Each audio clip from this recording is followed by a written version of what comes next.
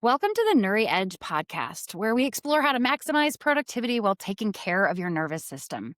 Here we help you regulate, focus, and build resilience in today's fast-paced workplaces. I'm Lacey Matthews, today's host, joined by Mariana Merritt. And in each episode, we dive into what really drives performance, leadership, and emotional intelligence, sharing real stories and practical tools you can use right away.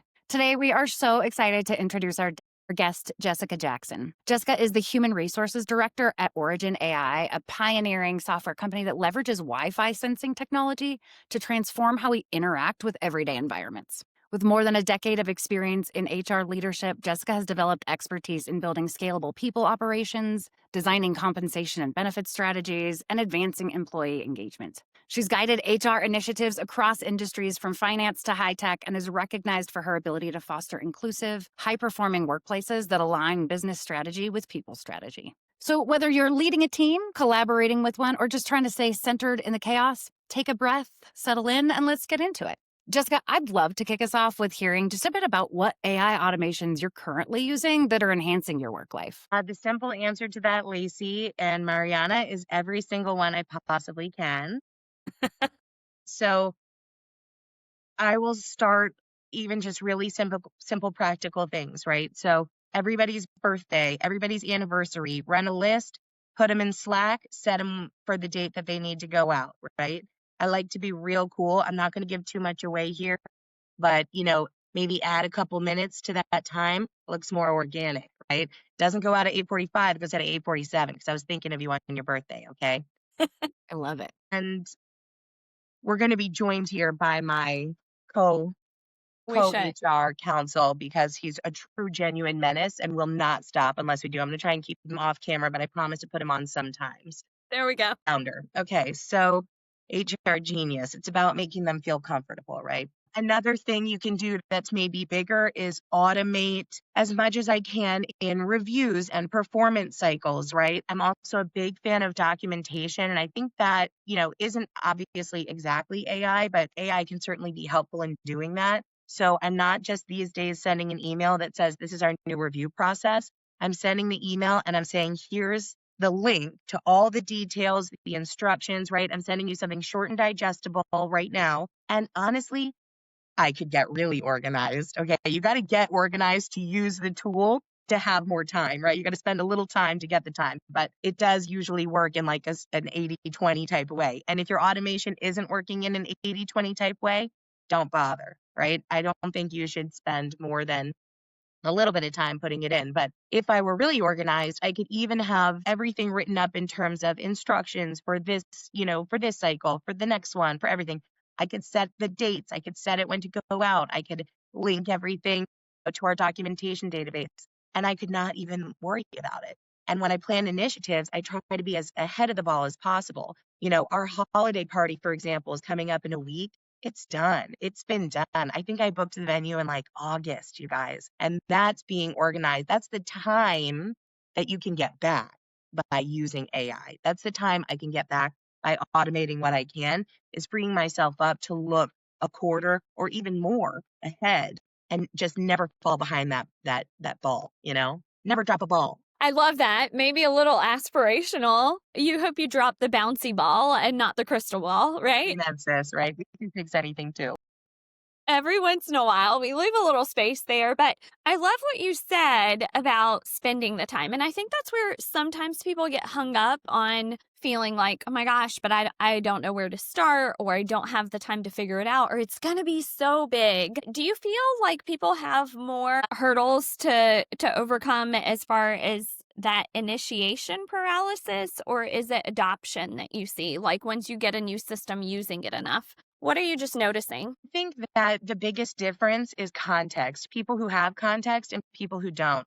So it's very important to be open, and it's very important to give things a platform, even if it's short, even if it's just to like get a basic understanding and it's not something you want to dive into further, right? But everything that comes across your plate, different AI platforms, different tools, different HR tools, different articles, everything that comes across your screen, and I think we can say it's all coming on the screen these days. Yeah. Everything that comes across your screen, you have the opportunity to be like, it's AI. I'm delete, right? Delete, article, delete, right? Or you can say, oh, they're using AI to do what? Right. And just skim it for a few minutes. Point is, when it comes to that, I feel more informed and then I can have a discussion and not be like, I'm having this paralysis. I don't want to touch AI, but everybody's talking about it. So then when they talk about it, I got to like shove a muffin in my face or leave the, area of the happy hour where they're talking about this and be like, "Look, Sometimes you got a gotta get phone out call. of there." No, I can at least say, "Oh, I heard this, something a buzz about this, or I read an article about that." Or even if I don't add to the conversation, even if I'm not comfortable doing that, I at least don't have to run away and worry that I'm not even gonna understand if, God forbid, it's something I don't like and someone turns to me and says, "What do you think?" I can at least have something to add. And I think people shy away because they have no, that paralysis leaves them in a place where they have no context and they feel like not included, invited, not able to participate in conversations about that. Yeah, I think that's really honest. I was talking to somebody recently, mid 40s, female, super smart, but was totally averse to like, I've never used Chat GPT, I've never used Claude, any of the AIs, and just feeling like I wouldn't even know where to start. And I love your call to action of like, dip your toe in the water. Read an Just article, sis. Yeah, read an article. Or honestly, when ChatGPT first came out, I remember I had a boss who was like so obsessed, right? And I was like, I'm an English major, okay? I'm like, ew, no way am I going to ChatGPT anything, right? Like, okay, right? But I looked at it just because it was being talked about at our, management level and above so much that I kind of, again, was like, okay, either I run away virtually every time, I cover my Zoom screen every time we talk about it, or I got to have something to say. And if something is that popular, if something is kicking off that much, like now, fast forward a few years, like, come on, right? If my bubby were alive, I feel fully confident she'd be writing in all caps into Chat GPT. Okay. So if it's that popular, there's a reason. And counting yourself out is hindering your ability to contribute professionally on the same level as those around you. And we never want to become obsolete, right? So I think it's more dangerous. I mean, oh, AI is going to take over my job, right? I just don't see myself. Maybe I'm a millennial, but I don't see myself walking into a room of robots and being one of like the 5 people left, right? I just don't. And AI is never going to have creativity, ingenuity, common sense. They're never going to understand puns the same way that we do, right? They're going to learn what a pun is, but it's never going to be the same. Witty, cheeky. She can't write you a poem with any emotion, you know? I love it. I love it. I think those are really good call outs that either we join, we upskill ourselves, we give ourselves a chance to be contributors in the new space, Or we're or out. we do risk being left behind by others who are willing to embrace a new skill. And I think so often the experience is somebody is nervous, unsure, and then they try it and they have this like, that was kind of delightful, or that was a lot easier than I thought, or I don't have to be a tech engineer to prompt AI to do something really helpful for me. I can just, if I can have conversation, I can get there. And once you do that, once you literally just open it up and write something in, like, who are you and what can you do, right? Your algorithms and the craziness that is the ones and zeros will start sending you other things. I took this course on ChatGPT for HR, and it's like, it's going to save you all these hours. You're going to be incredible. You're going to be out of this world booking holiday venues in August. And I was like, shut up, right? But I took it. I took it. And what I didn't realize when I took the course, I walked away and I was kind of like, was that worth it? Did I already know all that? Just, I am able technically, right? But what the skill is going to be and what I see more and what I want to talk about as an HR leader before everyone kind of catches on. So I can say I thought of it first, which I didn't. I read it in other articles is that the skill is going to be, I mean, oh my gosh, right? I don't want to get sued by the millions from this very famous podcast. So it's about learning how to talk to the AI, how to prompt the AI. If I say, give me an outline for a wellness program, the response is going to be night and day from give me a wellness program for 50 employees that includes this, this, and this, that focuses on this, this, and this. Use these links from reputable places and any other link that's .org. Only use .org reference. Just knowing how to talk to her. ChatGPT is a she for me. Like it. is such a skill in itself. That's going to be the difference between, the robot warehouse and real life, right? They can't, Hmm. it's going to be the people who can make the robots do the things, make the AI give the responses that are actually useful. Because if you just say, give me a wellness program without, all the proper prompts and knowing all the different things you can add, that what you get back is going to be, it's going to be, I almost said a cuss word. It's going to be not good, bad. It's going to be trash. Let's say trash. It's going to be trash. And you're going to Feelings for what it's not going to be. Yes. you're going to spend so much more time editing. It's always easier to edit than create, right? It is, period. But if you can prompt AI correctly, then what it creates will take less editing and be more useful to you. I just don't think that it's ever going to have better ideas than we do. I don't think it's going to have perspective. I don't think it's going to be able to, it doesn't have any social nuance or Absolutely. It is a tool, not a replacement. Talk to us just a little bit as we close out this conversation. I'd love to hear, what are you still seeing a need for? So we're at this really interesting time where more AI is readily available, more people are using the tools. You've got an industry that you're in where people are pretty tech savvy, but what else is missing? What else are you hoping comes down the pike? Where are the gaps where you're like, man, the humans continue to struggle with these tasks? I'm going to give you a different answer than I think you are expecting, okay? Okay. I find AI everywhere. ADP, if I'm an employee and I'm putting my time in, or Bamboo or whatever you're using, right? AI is already there. She's going to tell me how to do it, right? Your document warehouse systems, right? They've all got their own little AI chat engine bots, health benefits, they've all got it, right? So what do I see that's missing? I don't have an answer for some magical industry or task. But what I do see missing are guidelines. I'm missing guidelines. So in HR, I love to say it's not a problem unless it's a problem, right? So it's not a problem unless it's a problem, and then it's Mhm. a problem. But if we can get ahead of it before it becomes a problem, it's never a problem, right? So this is something where we as people, HR leaders can see it's kind of like a free for all at present. New things hitting everywhere. How many times a day do I get an email? Look at this new AI feature that we have, right? Buy our software. And I'm like, oh my God, I love it.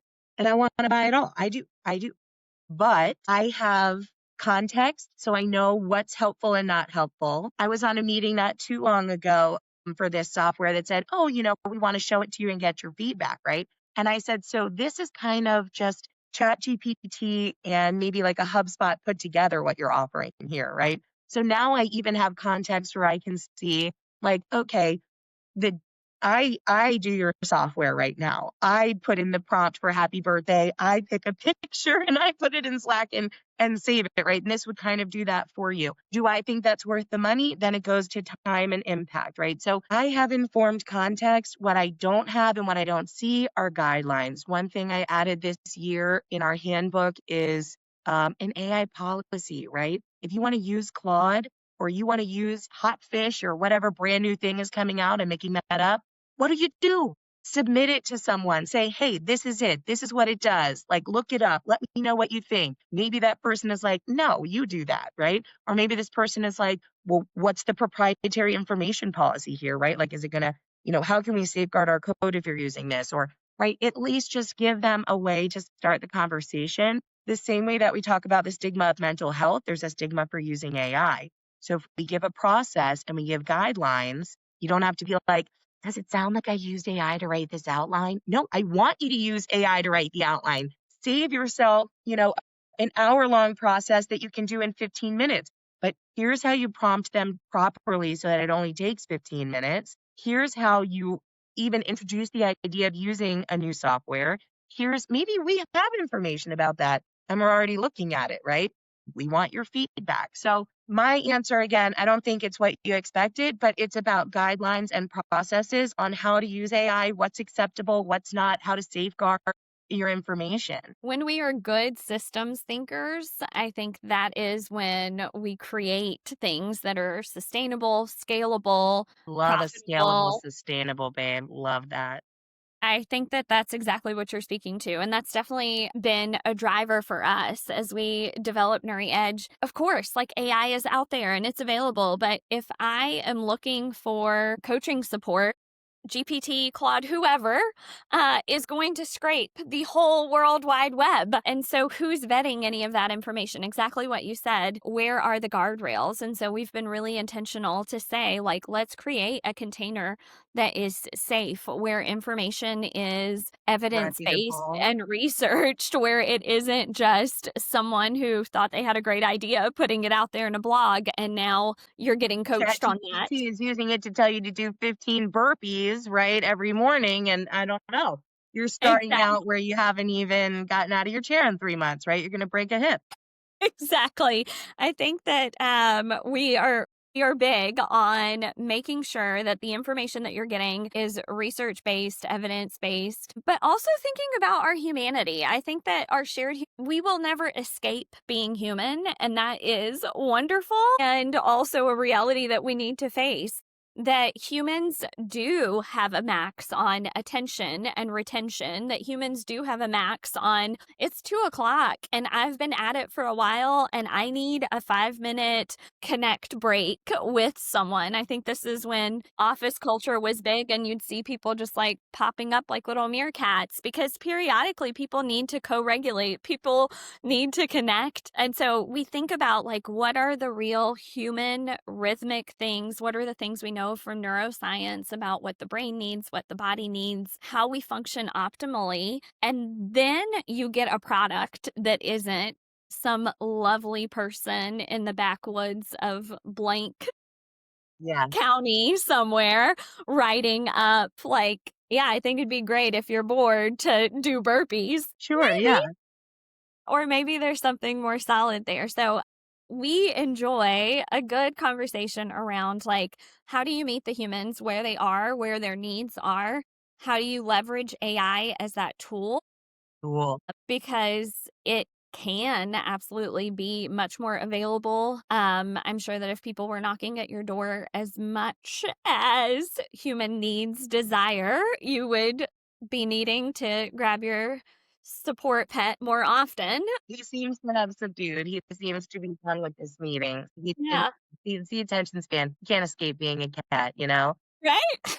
But I love that we have the tools now to be able to think intentionally around like what are the human needs and how do we supplement that with really well trained and really well prompted AI. So just really echoing back what you were saying. So appreciate your time and thoughts in this You. conversation. I think that I hope listeners have really benefited from the practicality. I really appreciate that you were focused on just like start small, start simple, start Yeah. somewhere. Don't get left behind No. because it isn't as big or as scary as you think it is. No. If everyone can do it, then you can do it 2 times better. I love that confidence. Well, thank Thank you you so so much for much. joining us Really, today. thank you for We having have me so so much. enjoyed Great it. talking with you guys. I love your system. Can you tell us quickly how can people get in touch with you if they have further questions? Are you open to that? Sure, yeah. I live on LinkedIn Boulevard. That's where I am every day, just, spreading the good word of HR. And you can find me there, Jessica Jackson Origin, but I can share it with you guys too. I think when you search me up, you'll find it that way. Perfect. Well, Jessica, thank you again so much. Thank you Listeners, so we much. hope you have enjoyed today's episode of the Nuri Edge. We would love to connect with you further. Please reach out on LinkedIn to Jessica, or you can find us on LinkedIn as well, or NuriEdge.ai if you're curious to hear more about Nuri or how we can help support your team. Thank you so much.